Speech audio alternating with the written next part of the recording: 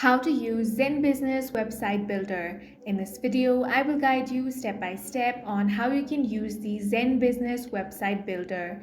Now, the first thing you want to do is open up any web browser. Now head over to zenbusiness.com. Then make sure to log into your account by entering your credentials. Then click Web Tools and select Website. Tap Build Site or Edit if you've already started to launch the builder. First, pick a template that suits your industry. Use the left-hand menu to add, remove, or rename pages, home, about, contact, blog, whatever you need. Next, drag and drop widgets like text blocks, images, contact forms, social feeds, and pop-ups to customize each section.